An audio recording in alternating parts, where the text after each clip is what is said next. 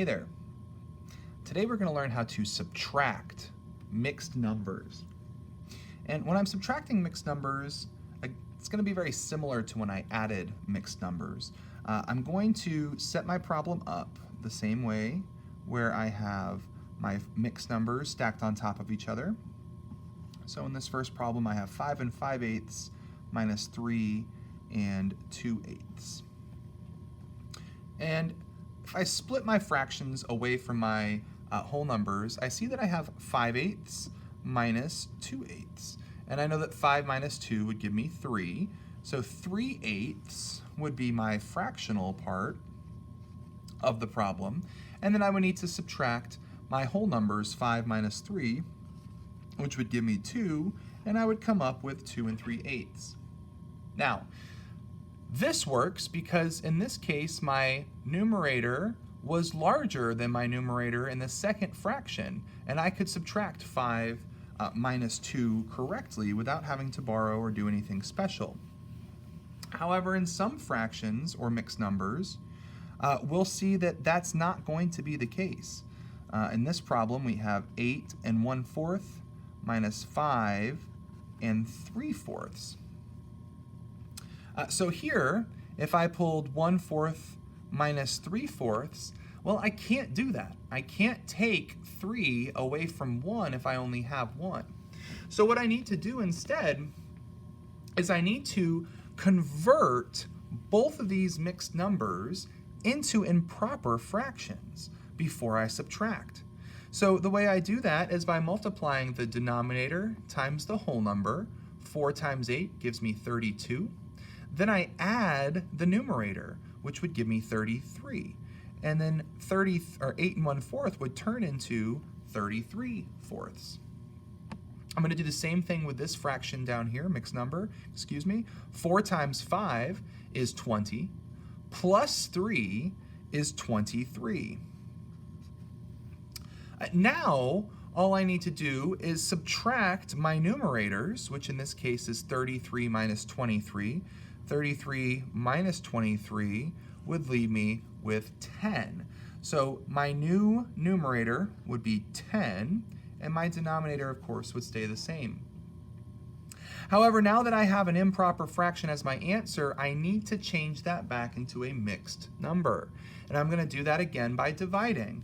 I would divide 4 into 10. 4 goes into 10 2 times. 2 times 4 is 8. And when I subtract, there is 2 left over. So my answer would be 2 and 2/4, which of course could be simplified into 2 1/2. But I don't want to leave my answer as an improper fraction. Let's do another example. In this case, I have 6 and 1/3 minus 4 and 2/3. And again, if I go to subtract my fractions, 1 minus 2, I can't do that. I'm not able to take 2 from 1. So again, I'm going to change both of these mixed numbers into improper fractions. 6 times 3 would give me 18, plus 1 would give me 19. Over here, 3 times 4 is 12, plus 2 is 14. And then again, all I need to do is subtract 14 away from 19 would leave me with 5/3. But again, I don't want to leave that as my final answer because that is an improper fraction. So I'm going to divide. 3 goes into 5 one time. 1 times 3 is 3, and when I subtract, there's 2 left over. So I would say my mixed number is 1 and 2/3. So this would be my answer. Let's do one more example. Here I have 3 and 5/9 minus 1 and 7/9. Again, when I go to subtract 5 minus 7, I can't do that. So instead, I have to change these into improper fractions.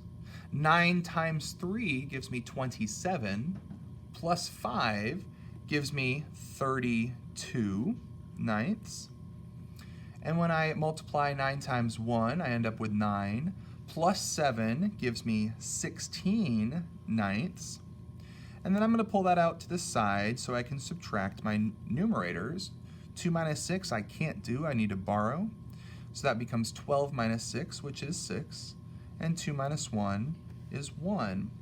So I end up with 16 ninths. But again, I'm going to change that into a mixed number by dividing. 9 goes into 16 one time. 16 minus 9 gives me 7, and my denominator stays the same, so my answer would be 1 and 7 ninths.